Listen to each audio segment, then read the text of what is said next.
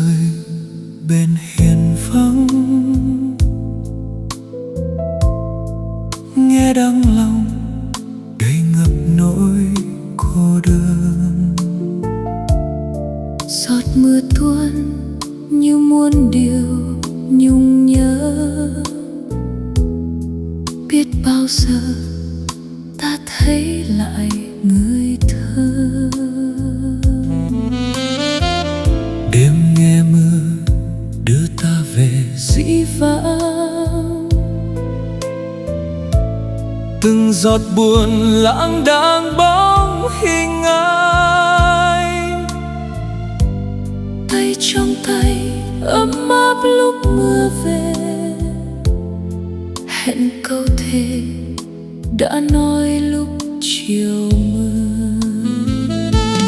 nhớ đêm nào Cánh thâu nghe mưa nhẹ, em thì thầm khe khẽ nói bên nhau. dù mau sau đừng xa nhau anh nhé. Để bây giờ đêm nghe mưa sao buồn.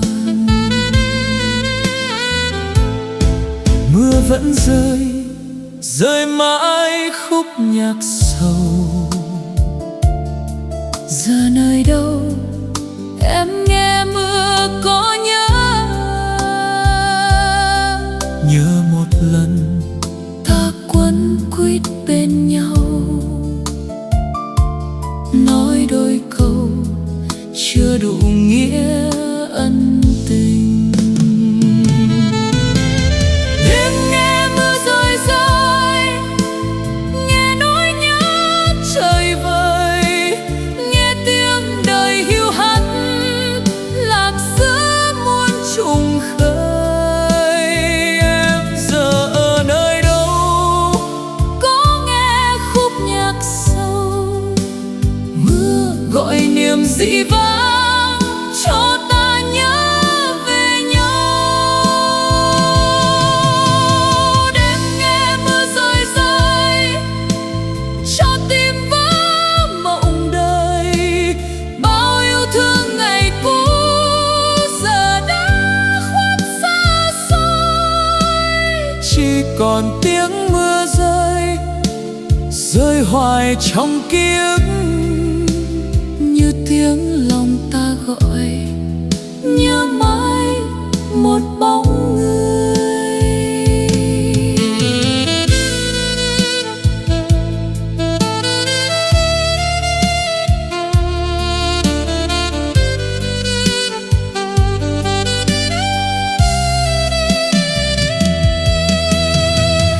Nếu có ngày mai em trở lại, Xin đừng về vào một đêm mưa, để lỡ mai sau lại tiễn đưa.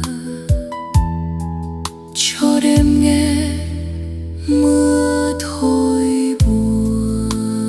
Đêm nghe mưa rơi rơi, nghe nỗi nhớ trời vời, nghe tiếng đời hiu hắt lạc giữa muôn trùng khơi. em giờ ở nơi đâu? Có nghe khúc nhạc sâu, mưa gọi niềm dĩ vãng cho ta nhớ về nhau. Đêm nghe mưa rơi rơi, cho tim vỡ mộng đời. Bao yêu thương ngày cũ giờ đã khuất xa xôi. Chỉ còn tiếng mưa rơi, rơi hoài trong ký ức.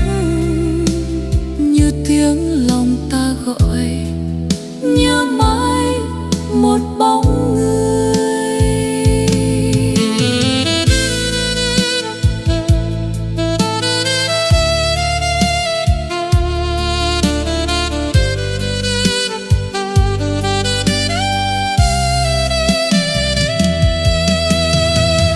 Nếu có ngày mai em trở lại,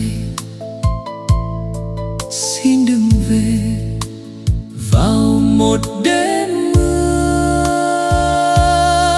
để lỡ mai sau lại tiễn đưa cho đêm nghe